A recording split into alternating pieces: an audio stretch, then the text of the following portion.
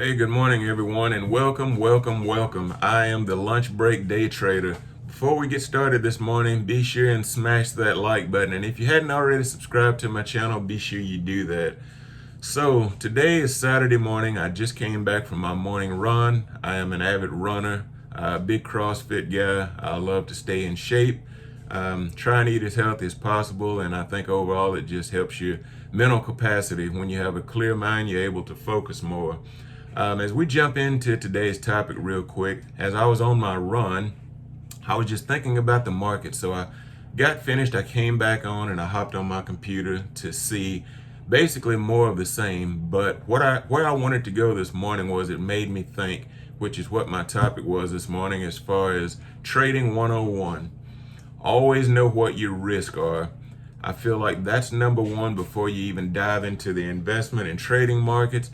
Knowing what you're able to risk, what you're able to afford to lose, and what you stand to gain. That's going to determine a lot of your trading.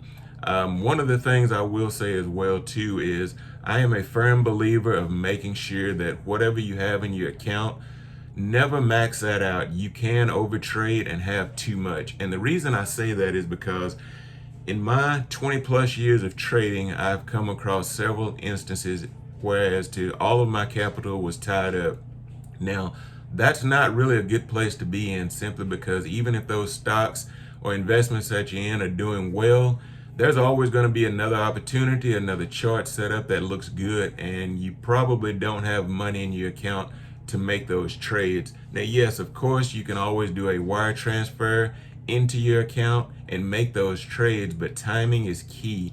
If that money is not already in your account, readily available with cleared funds, you can easily miss out on an opportunity. We go back to saying trading 101 and understanding your risk. You always, it's like the old additive goes, buy low, sell high. That's what you want to do. So in the case, let's just say maybe it's a Monday morning, you see a perfect chart set up, maybe you're ready to jump into that stock. If you have those funds available in your account, you feel confident, you're able to go ahead and place that trade then. But in the case, let's say it's Monday and you see that perfect chart set up, the money is not in your account. So of course you have to go through the challenge of wiring money into your trading account. That could probably take about 3, possibly 4 days to get into your account and those trades or funds be able to be settled so you actually can trade with those. So nevertheless, a lot can happen in that 3 to 4 day period. That's why it's wise advice, and I actually received this advice from my father-in-law years ago. Always make sure you have something available in your trading account, cash on hand and capital ready for those opportunities that will come along, and I can promise you they will come along. I can't tell you guys how many times in the past I've seen a good setup, but I couldn't take advantage of it, or I had to sell another position to free up that cash in order to make that trade.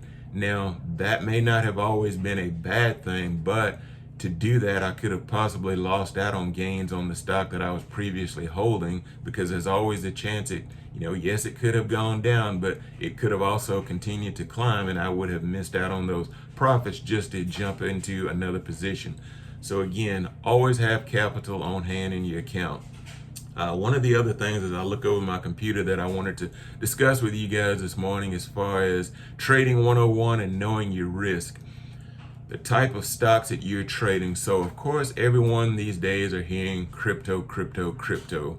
Everyone wishes they had been in it 10 years ago, 15 years ago, even now.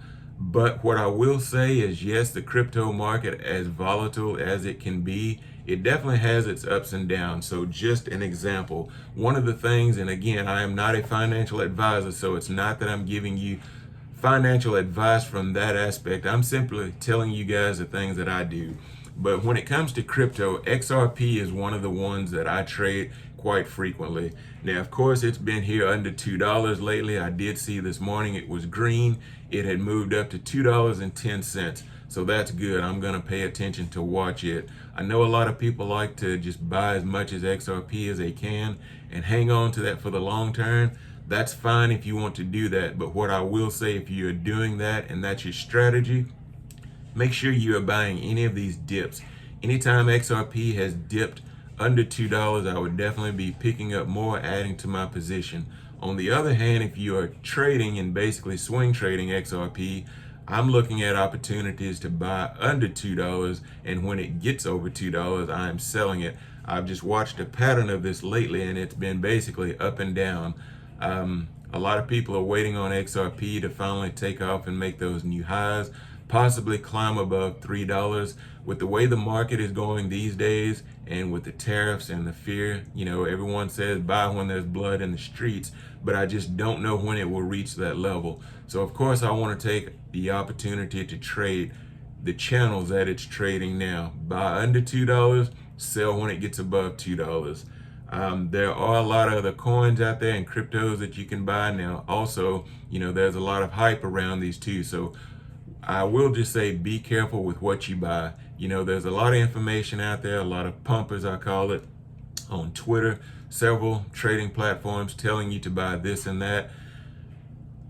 Never take that advice to heart. Always take the information that you're given and always do your own DD. And for you new traders that don't understand what DD is, that's your due diligence. Make sure you put the time and effort in to take the advice and the topics that you've been given, and make sure that you do your own due diligence as far as research on those.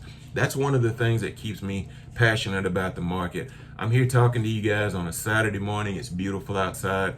I've been out in nature, relaxing my mind, but I always have my mind on the markets. So of course, it's my passion. That's one of the things that always continues to drive me to be better, always understand what's going on in the financial markets. And it's my passion, so I never get tired of learning about it. I've been in this for over 20 years now, and I can say there's never a time period where it's been boring. You can definitely have your highest of highs, and that is a feeling like no other. But I've also been on the other end to experience the lowest of lows, where you have that pit in your stomach, because of course no one likes to lose money.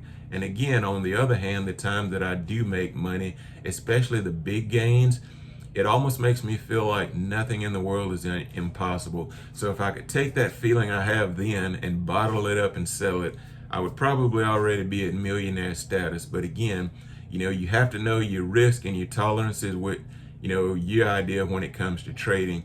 Know what you can afford to invest, know what you can afford to lose. Again, guys, I just wanted to come to you on Saturday morning, share a little bit of my passion, let you know some things that are going on in the market. I'm enjoying talking to you guys. Again, I'm going to come to you when I have, new information. But again, this is my passion. So, of course, I love talking to you about it. If you have any questions, comments, things maybe you wanted answered, especially if you're a new trader, you're looking for ideas of just more of how to get started, maybe understanding some things such as what platform you could use, understanding commission fees, how to read charts, maybe even trading frequency.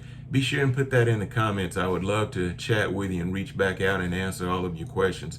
So again, this is the Lunch Break Day Trader. I hope you all have a fantastic weekend. Be sure to tune in. If you haven't already subscribed, be sure to help me out. Hit that subscribe button and stay tuned to all of my content. So, let's catch up and let's see what we can do and see if we can make money in this market. Have a good day and talk to you next time.